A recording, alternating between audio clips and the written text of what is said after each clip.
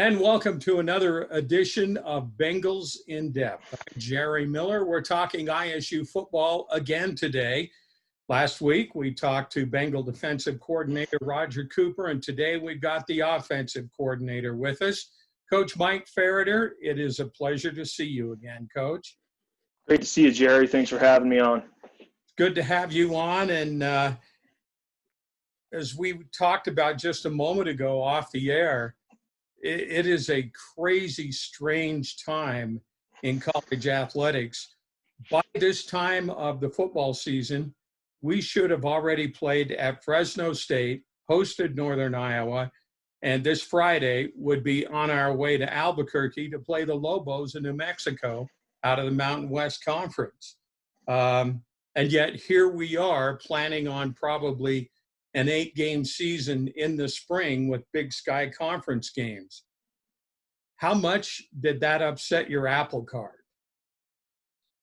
It's just been a very strange 5 months in general. It's been tough, I think, for us and for the players, especially to see other places playing football. You know, these past few weekends have been very strange for us to throw on the TV and see college football being played. Very strange. For me, it's the first time in 28 years I haven't been involved as a player or as a coach with a fall football season.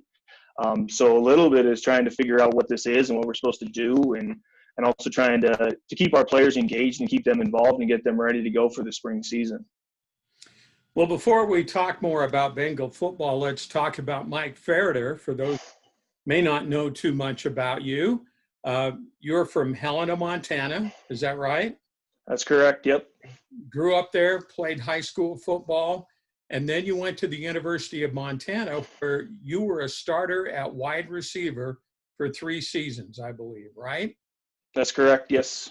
And you played under Coach Houck?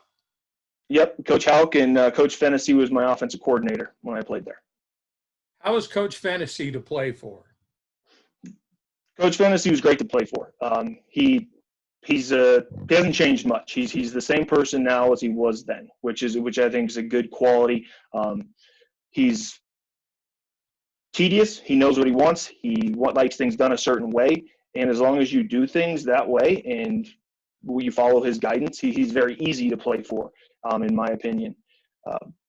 But I really enjoyed my playing time. I enjoyed playing for him so much that I decided to go be his graduate assistant underneath him at UNLV after I was done playing at Montana.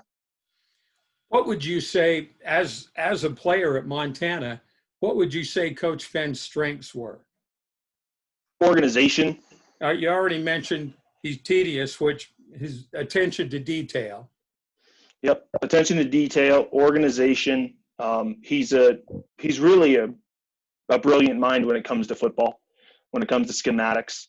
As an offensive coordinator, I've learned a ton being a coordinator now from the things that he's taught me and continues to teach me on a daily basis.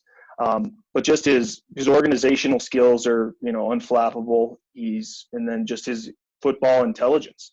He's really quite brilliant when it comes to football schematics. Now, you played at Montana. Then, as you talked about, you went to UNLV with Coach Fenn when he and Coach Houck went there. And then eventually you came to Idaho State with Coach Kramer, right? I did. Yep. So after serving my time as a GA at UNLV, I got my first job out of there at Idaho State. That was 2013. So I was here in 2013, 2014 under Coach Kramer. I'm forever thankful for him for giving me that first opportunity.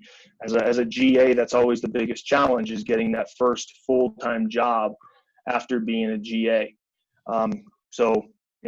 I think Coach Houck, Coach Kramer had some connections from the Montana State days. And so I think that helped me out, but he gave me an opportunity and I was grateful to have it and to be at Idaho State and work with Coach Bailey and Coach Kramer for 2 seasons. Then you had the opportunity to go back to the University of Montana, where you coached for 3 years. What was that like to go back to your alma mater?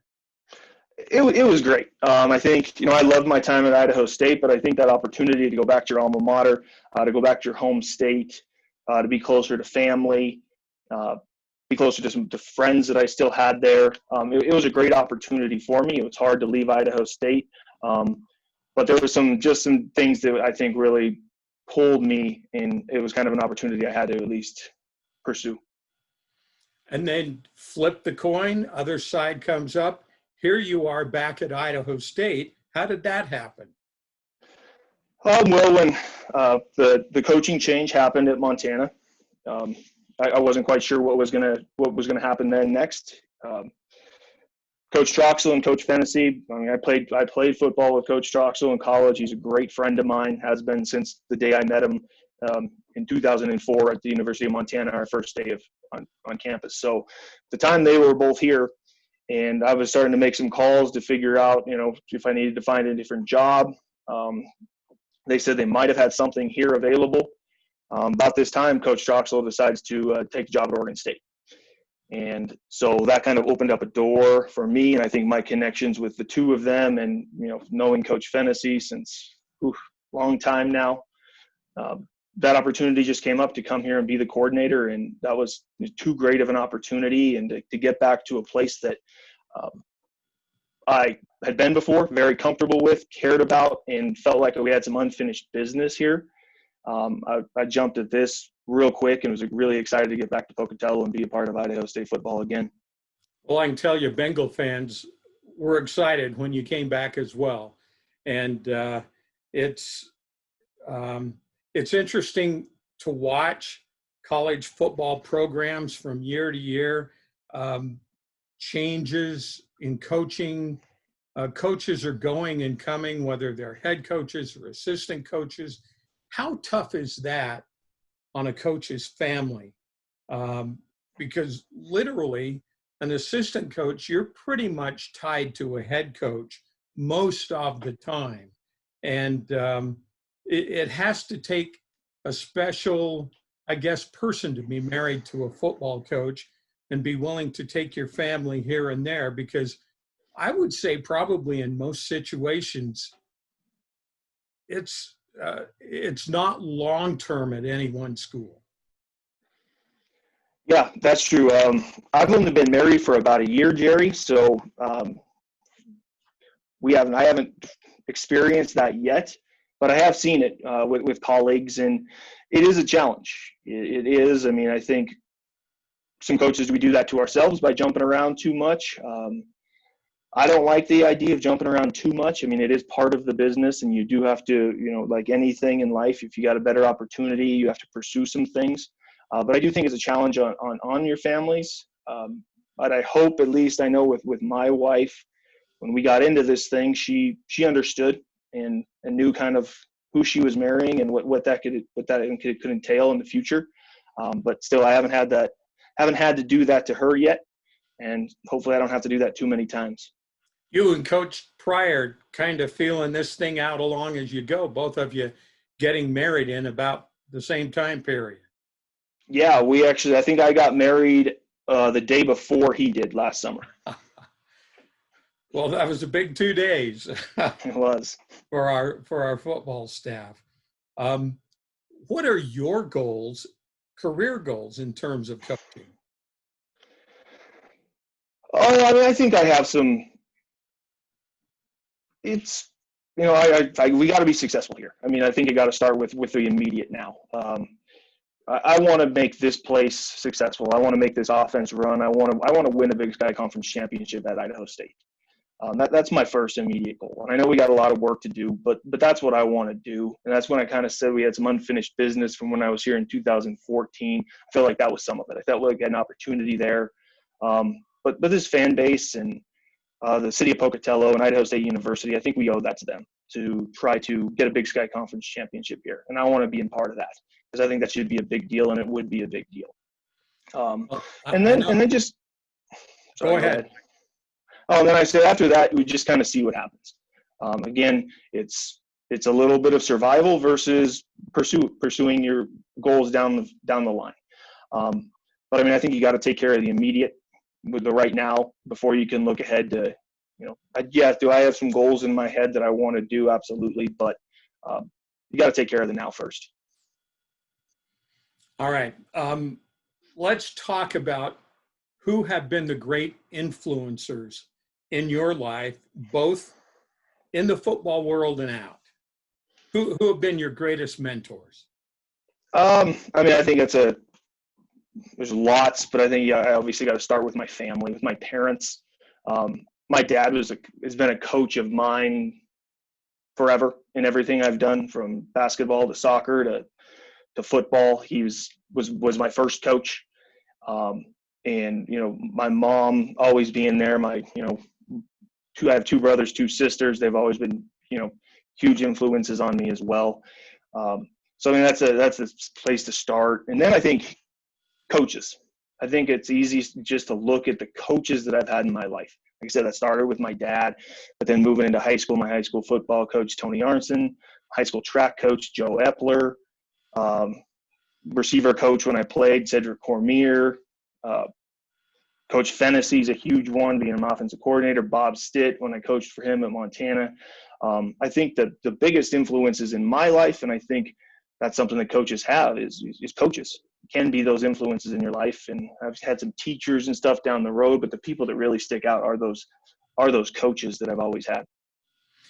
I'm curious, reading your bio, when you were in college, you majored in human biology. How did you end up picking that? That was something I was interested in. I probably when I went into college, or even when I exited college, I didn't see myself being a football coach. I was going to be, initial thought was, pre-med world. And then after I kind of got through college and stuff, I wanted to be a physical therapist. And that was kind of my goal even after graduating college. And then some things in life happened, and I ended up getting into coaching football. But it was never really a thought of mine, really ever, until after college. How much do you love coaching? I love coaching. I think things happen for a reason. I love football.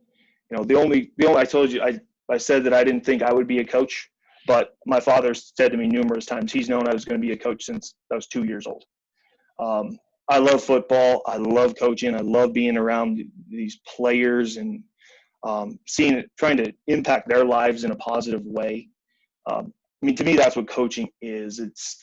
Everyone sees the 12 Saturdays a year where you're calling plays and running stuff, but it's the everyday challenge of this profession that I love, and that's a human aspect of it. That's working with these 18 to 22-year-old young men that coming from all places, all different backgrounds, and trying to get them to see a common bond and trying to help them grow and develop into great young men and people moving forward. That's the rewarding part of this profession. All right, let's talk about offensive football. I know when Coach Kramer was at Idaho State, it got to the point where eventually every play, if I'm not mistaken, every offensive play went through his headsets, and he either kind of gave it a thumbs up or a thumbs down. How much freedom do you have when you're calling an offensive game for ISU? Oh, I have full freedom. Obviously Coach Fennessy's been very involved in our offense, just coaching our receivers the past few years. So there's a lot of discussions that go on, during a week in game planning. But the whole offensive staff knows what's on my call sheet, knows what I'm going to call, should know what we're calling, and players as well, what I'm going to call in certain situations. And so, I have full autonomy when on game day. Coach Fenn will come on between series just like all the other coaches will. If they have thoughts, ideas, suggestions, we talk about things and we go forward. But no, there's zero micromanaging that goes on by Coach Fenn. How much weight do you feel on your shoulders in that kind of a situation? Be in the situation of, what do you mean? Of being the guy that pretty much decides what happens from play to play on that field. It's the job. I mean, it's fun when things are going good, and it's not that much fun when things aren't going good. So there's some weight, but it's kind of what I signed up for, and I love having that much control over things. But I feel like our offensive staff works really well together. That tons of feedback from them. We have really good staff. So that kind of alleviates some of the weight, knowing that it isn't all on me. It's on us as a staff. An interesting aspect of coaching is once that ball is snapped, it's all on the players. It's not on you guys, right? I mean, it's true. You can sit there and call the best play in the world or the worst play in the world, and it is all about the execution and the players. I mean, good players make good coaches. It's that simple. There's certain things schematically you can do, but it's all on the players. Ultimately, you've had some great players to work with here at ISU. Running backs, wide receivers. ISU has lost this last year 2 of its best ever receivers in Michael Dean and Mitch Guller. What's it like to come back the year after and have these 2 big holes in the roster? Obviously those are two great players, like you said. But I do think what we got guys that are hungry. Now, maybe some guys that hadn't had the opportunities to play, that have been in the program, that have served their time, and have been kind of sitting behind those 2, watching and learning. So I think we have several players now that are hungry to come in and prove their worth and they finally have their opportunity they've been waiting for, and they're excited for it. I don't think we're going to have a huge fall off at the receiver position, honestly, even with the whole of those 2 guys left.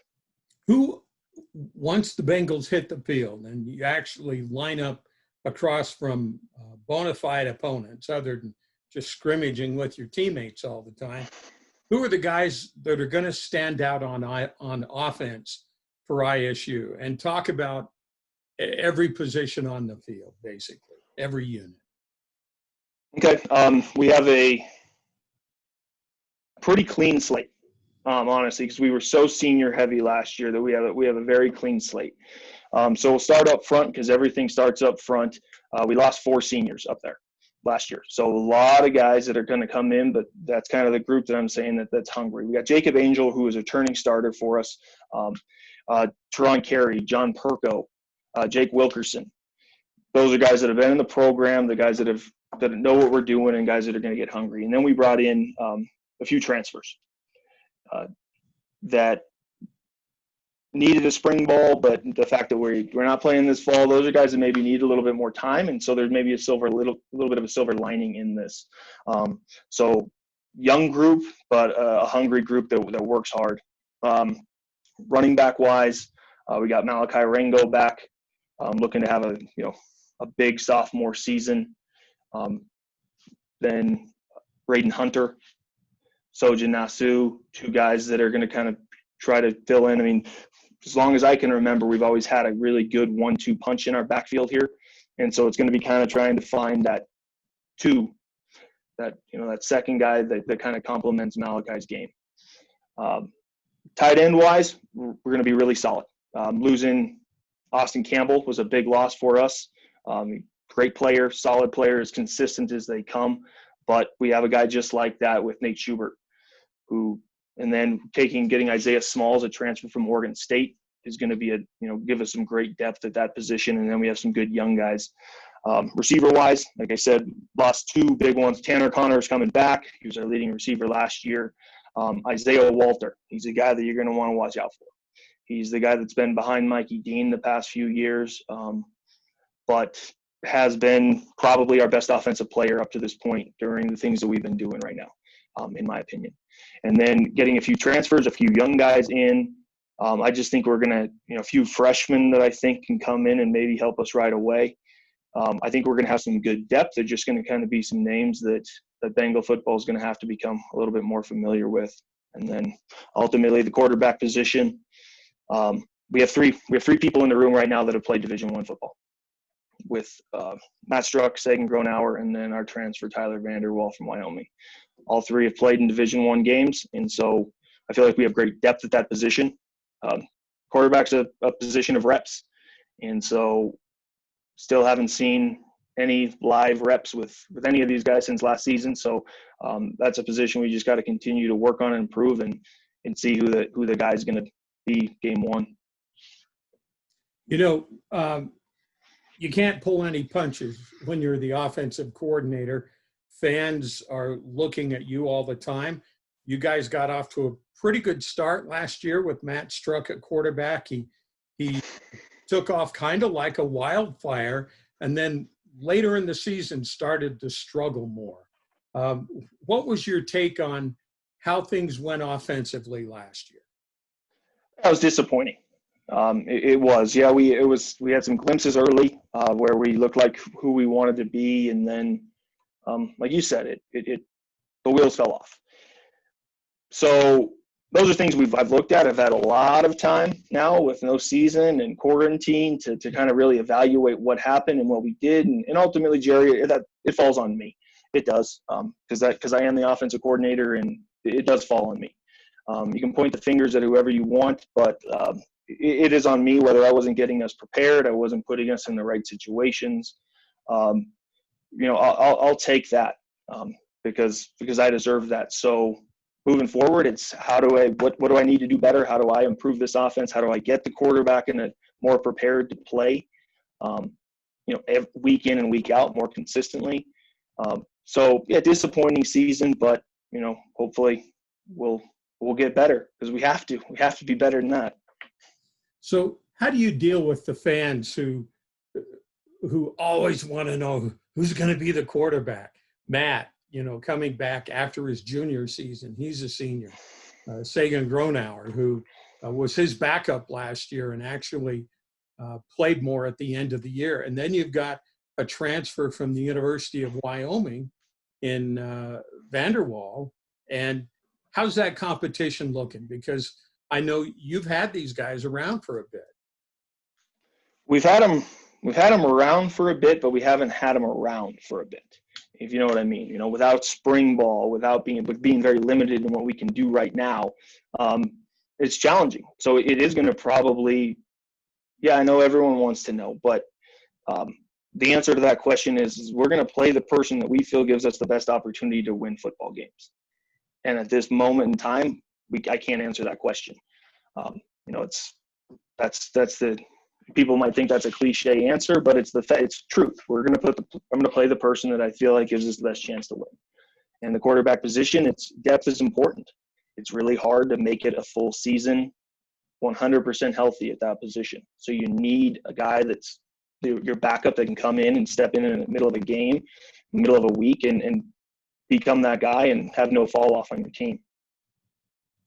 Well, and I know fans, they want to know now, even though the first game might be 4 or 5 months down the road. What have you been told as a staff about what the spring season might look like in terms of when it would start? When would you be able to have a version of spring football? I assume sometime a little bit later this fall. What do all of those things look like? What have you been told? Well, they've just started to make some proposals, and what that looks like now is having your spring football in October, so next month, and then starting up the season, looking at your first game being at the end of February, beginning of March. And so looking at February and parts of January as being like your fall camp schedule. 8-game conference schedule that hasn't been released yet, so we don't have any idea about that. And then there's talk that there's playoffs, and it'll look very similar to a fall season, just without non-conference games. In terms of Big Sky schools, as you just said, though, no non-conference games, strictly an 8-game league schedule.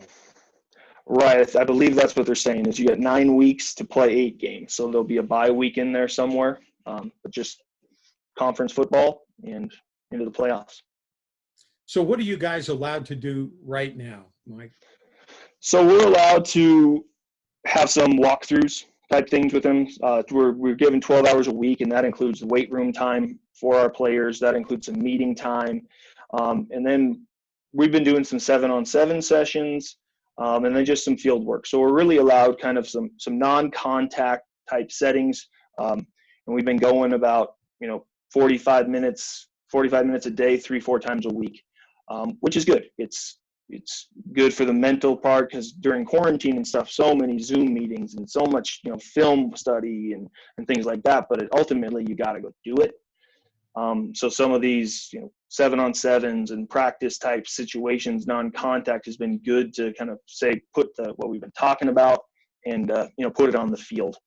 So it's good, but eventually I think our guys are chomping at the bit to throw some pads on and actually go play some football. So when you do put the pads on and go play some football and actually kick it off in a game, when the Bengals hit the field, describe ISU's offense for me. How would you explain that to a casual football fan? So ISU's offense is a up-tempo, 11 personnel, run emphasis. We're a run-first team, even though it might not look that way. It all starts with a run game, but we're an RPO team, meaning essentially every run play we have has a pass option built into it based off how a defense plays you. Defense is going to put too many guys in the box to stop the run, then we're going to throw the ball. And if they're going to play your pass, then we're going to run the ball.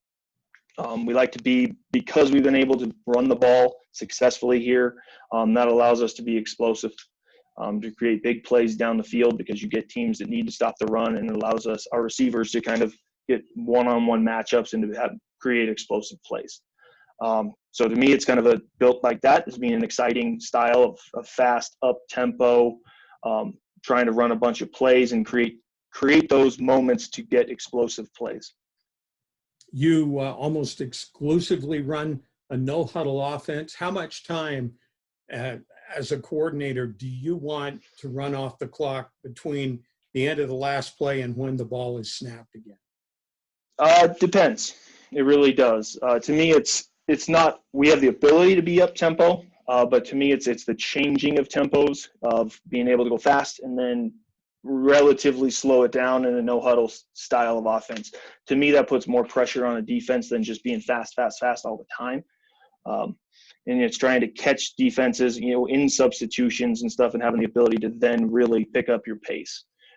After big plays, short yardage situations, things like that, of trying to be really fast so defenses can't get calls in. You get them into more base situations that is more predictable for you as a coordinator, that you know what the defense is going to be in. So it's kind of the changing of tempo. So that question it varies depending on the situation. Well, we know the Bengals like to throw the ball, but what you said about being a run-first team, there's no doubt. You go back to the X-Men, Xavier Finney, you've got James Madison, McFarland, who we call Thunder and Lightning, running together, and then McFarland last year. And now Malachi Rango looks to me like he's kind of the heir apparent. And even though physically he seems relatively small, I'm guessing around 180 pounds, maybe 185, he's a guy that seems to run like he's about 200. Yeah, he's a physical player for his size and build. He looks a little bit different than your Ty Flanagans, James Madisons, those type of guys that we've had here. But he's also got a little extra gear. He can be a home run hitter for you too. But he's not afraid to lower his pads and run people over. But he's kind of a slasher and very explosive. So again, we do have a few guys in the program now that are going to be a little bit of that bigger back that maybe could potentially be a little better in those real short yardage situations. But yeah, Malachi's he's a very good back, very good athlete. We've been throwing him out at receiver a little bit here recently too, just to see him out there, and he's very natural too there. Well, I'll tell you, I can't wait to see you guys play. I can't wait to see Tanner Connor unleashed. I know in terms of preseason honors, the Big Sky pretty much overlooked him. I think he's going to make some teams pay for that when the season comes around. And I think I just really look forward to watching the Bengals hit the field again and being able to talk about what's going on when you guys are there. I appreciate that, Jerry. We're excited to get back out there too. Mike Ferriter, Offensive Coordinator for Idaho State University football. It's always a pleasure to talk to you. Thanks for coming back.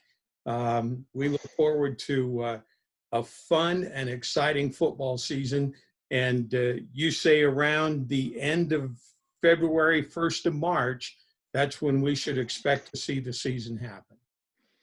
That's the plan as of right now, but as we know, things are changing daily. But as of right now, yep, end of February, game 1. Mike Ferriter, congratulations on expanding your family this last year.